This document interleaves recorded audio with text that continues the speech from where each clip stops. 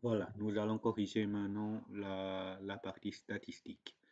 Donc, la question 1, c'est une question vrai ou faux, et on demande de justifier si c'est faux. Donc, on a 3 boîtes à moustaches pour les résultats obtenus lors d'une interrogation qui est sur 20.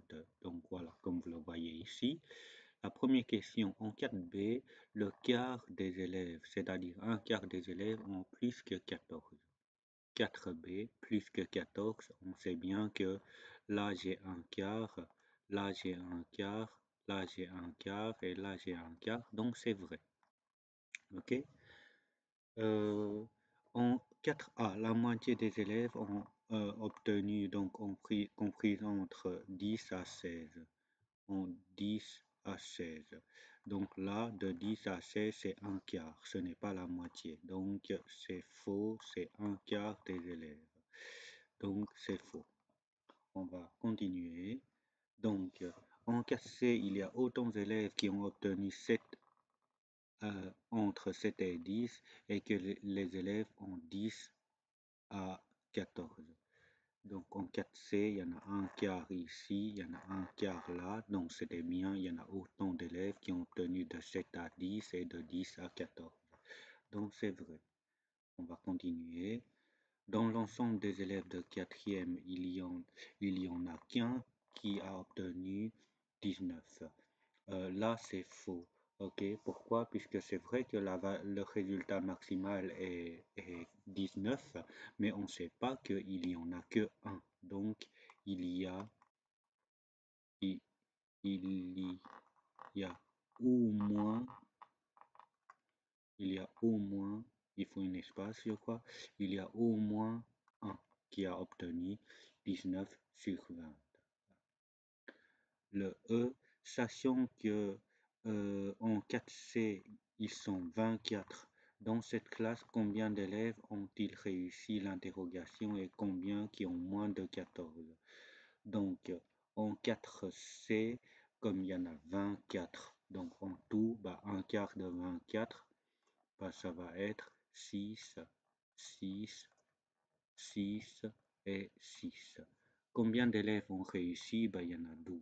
OK? Et combien d'élèves ont moins de 14? Il y en a 18. Voilà. Là, 12 et là, 18. C'est pas une question vraie ou faux. En fait, là, il y a un petit problème au niveau de l'énoncé. On va passer à la question 2 maintenant.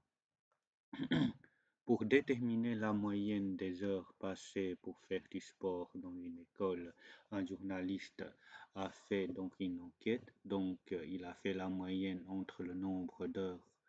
euh, il a fait la moyenne entre le nombre d'heures moyen des filles et le nombre d'heures moyen des garçons et il a obtenu 3,4 heures par semaine. Et là, ce procédure est-il correct?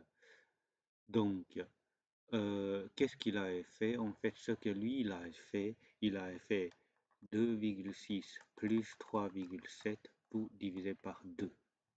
Et il a trouvé 3,15 heures. En fait, ça, c'est le nombre moyen pour les filles et pour les garçons. Ce procédure est-il correct? Et en fait, celui-là, on n'avait pas tenu en compte le nombre total des élèves. Au lieu de diviser par 2, en fait, on devait diviser par le nombre total d'élèves. Déjà, rien que ça, c'est faux. Ok, ce n'est pas correct. Donc, sinon, calcule toi-même cette moyenne. Donc, la moyenne. En tout, il y en a 364 filles plus 270 garçons. Et les 364 filles font en moyenne 2,6 heures de sport par semaine, plus les 270 garçons font en moyenne 3,7 heures de sport par semaine. Et la moyenne, ça se calcule donc de cette manière-là. On va les calculer. Donc, 364 fois 2,6 plus 2,70 fois 3,7. On arrive à ceci divisé par 3, 6, 4, plus 2, 7, 0, donc ceci. Donc, si je fais 1945,4 divisé par 634, on trouve donc 3,07 heures par semaine. Ok, ça c'est la vraie moyenne. Pour calculer la vraie moyenne, qu'est-ce qu'on devait tenir en compte? En fait, on devait tenir en compte des effectifs. Ça va? Voilà, on va passer à la question 3. En fait, la question 3, quand vous voyez les 25%, des trucs comme ça, on fait très souvent, on fait lié à une boîte à moustache. Donc, on a la valeur minimale, on a Q1, Q2, Q3 et valeur maximale. Ok? Donc, 25% des coureurs finissent la course en moins d'une demi-heure. Donc, imaginons que j'ai Ah oui, j'ai oublié de lire l'énoncé. Associé à chacune des affirmations suivantes à une notion statistique. Et en fait, ce sont chaque fois des une demi-heure. Ok? C'est chaque fois les une demi-heure que vous devez faire associer. Donc ici, qu'est-ce qu'on nous dit? On a 25% terminent de course en moins d'une demi-heure. Donc on a une demi-heure qui est là. Donc il y en a 25% qui ont besoin d'une durée moins et les restes ont besoin de durées plus. Donc 75% et 25%. On est bien dans cette situation-là. Ce qui signifie que là, les 25% des coureurs finissent leur course en moins d'une demi-heure. Bah, ça veut dire que une demi-heure correspond à premier quartile, le Q1. Ok? Donc, le temps du trajet le plus fréquent pour finir le parcours est une demi-heure. Les plus fréquents, ça fait penser à quoi? Ça fait penser au mode ou classe modale. Et comme c'est une demi-heure, c'est une durée, c'est pas un intervalle, donc c'est mode. Imaginons qu'on donne un intervalle de 20 à 30 minutes, donc la plus fréquence, donc là, il y a beaucoup de gens qui terminent la course en de 20 à 30 minutes. Là, les 20 à 30 minutes signifie que c'est classe modale. Ok? Et puis le coureur le plus rapide a fini la course en une demi-heure. Là, faites attention, le plus rapide, il fallait se poser la question, ça se situe là ou là? Bah, évidemment, celui qui va plus vite, bah, il est ici, donc une demi-heure est là, puisque c'est lui le plus rapide. Après, pour les autres, ils ont besoin plus de temps. Donc là, c'est la valeur minimale dans une boîte à moustache.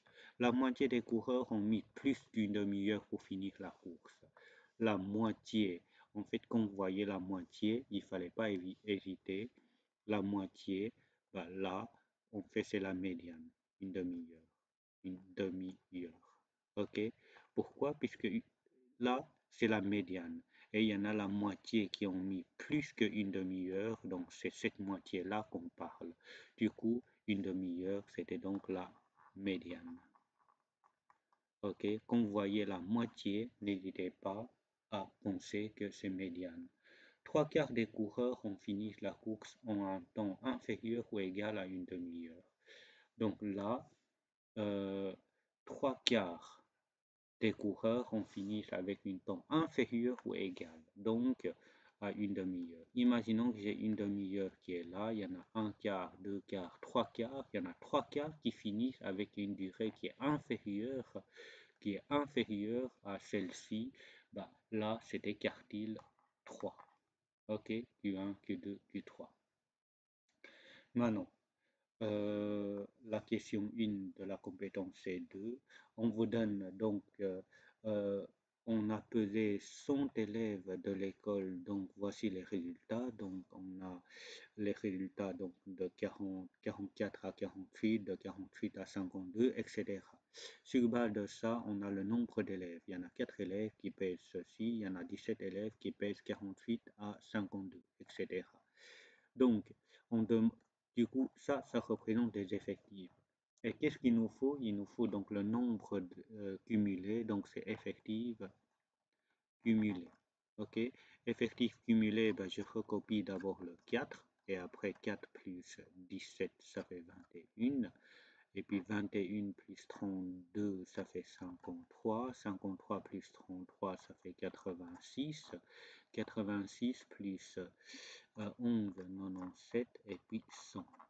Voilà. Le A construit le diagramme des fréquences cumulées. En fait, ici, c'est effectif cumulé, mais en réalité, comme c'était en tout, il y en a 100 élèves, en fait, effectif, c'était égal à la fréquence. Pourquoi? Puisque pour trouver la fréquence, on doit faire diviser par l'effectif total 100, et puis fois 100 revient à faire la même chose. Donc, c'est du coup, euh, là, c'est un cas particulier, ok? Fréquence cumulée, c'était égal à effectif. Pourquoi? Puisque l'effectif, c'était égal à 100. Donc, on a fréquence cumulée et on a le poids. Et pour la construire, comme c'était fréquence cumulée, bah, on doit aller jusqu'à 100%.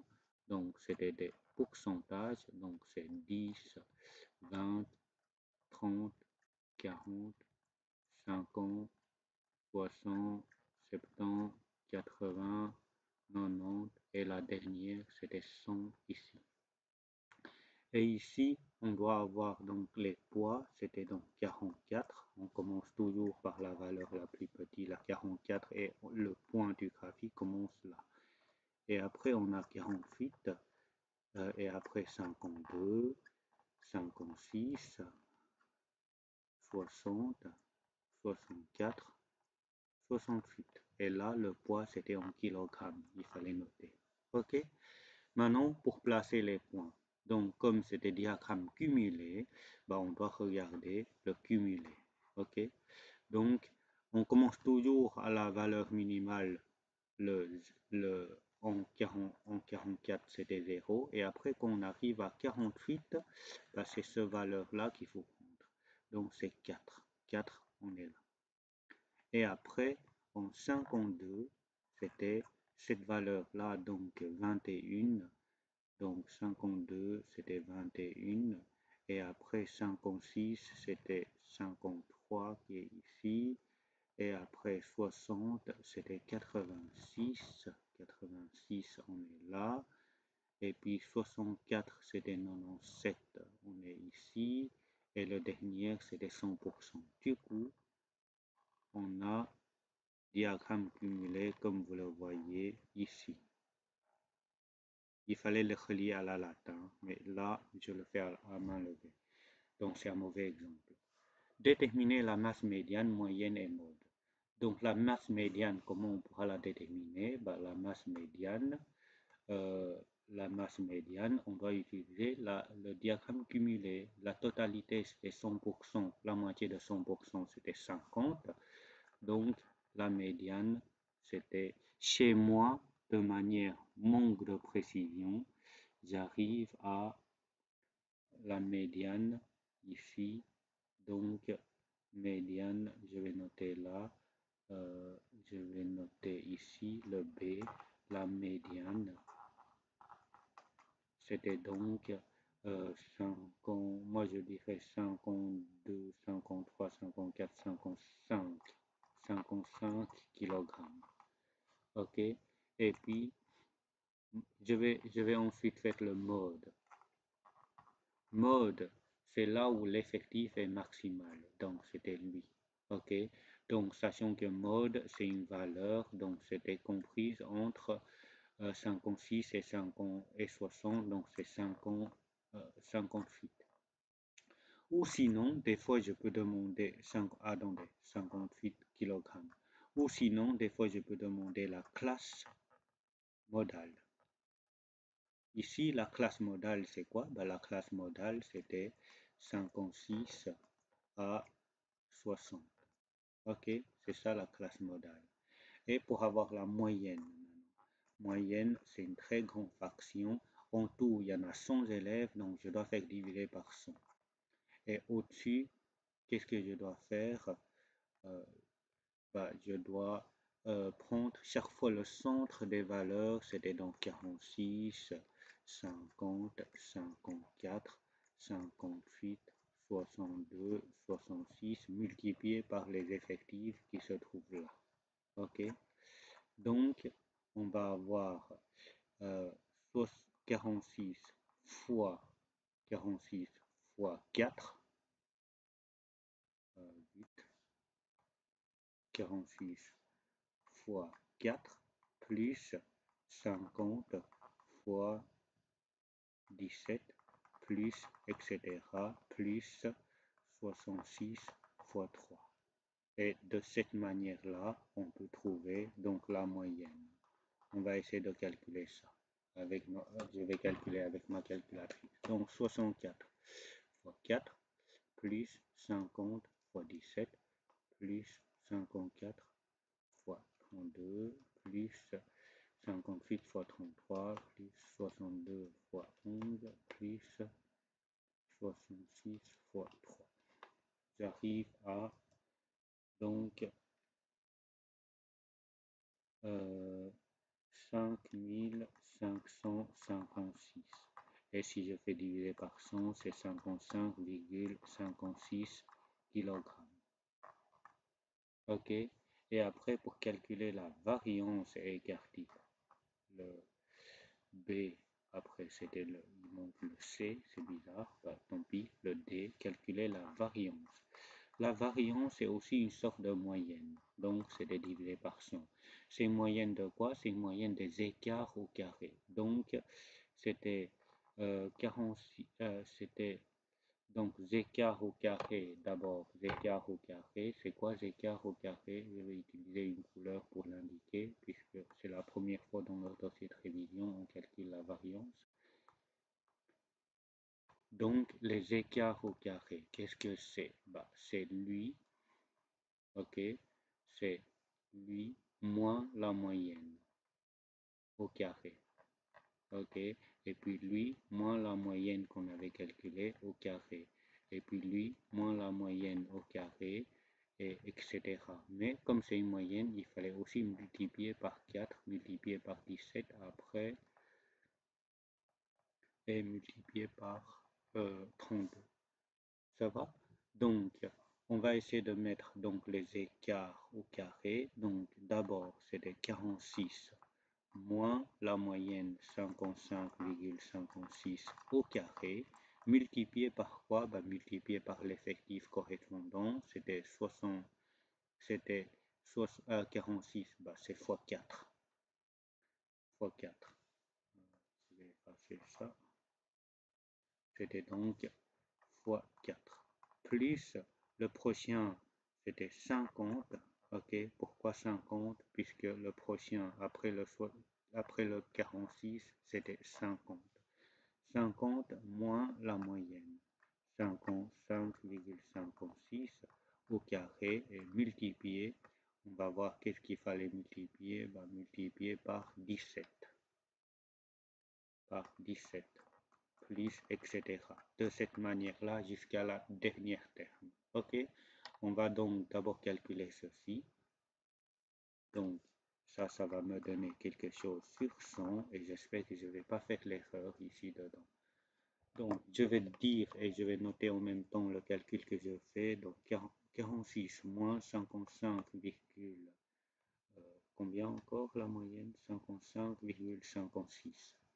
56, tout au carré fois 4, plus 50 moins 55,56 que je ferme la parenthèse au carré fois 17, plus entre parenthèses 54 moins 55,56 que je ferme la parenthèse au carré fois 32, plus entre parenthèses 58 moins 55,56 que je ferme la parenthèse au carré fois 33, plus 62 moins 55,56 fermer la parenthèse au carré fois 11, plus dernière 66 moins 55,56 que je ferme la parenthèse au carré fois 3.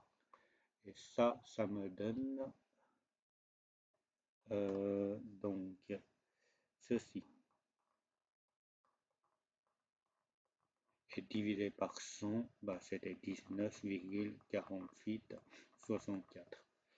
Et une fois j'ai la variance, pour avoir écart type, c'était racine carrée de variance, c'est-à-dire 19,4864. Donc, racine carrée de 19,4864, j'arrive à 4,41 kg. Voilà, comme ça, je détermine l'écart type. OK? Et après, on demande la boîte à moustache. Donc, on demande de représenter la boîte à moustache. Je vais choisir une couleur pour la boîte à moustache. Donc, pour représenter la boîte à moustache, je sais que la valeur minimale est ici. La valeur maximale est là. OK? La médiane, on l'avait vu aussi, c'était ici. Ça, c'était le Q2. Il manque le Q1 et Q3. Donc Q1, ça doit être le 25%. Donc là, j'ai Q1 et Q3, c'était 75%.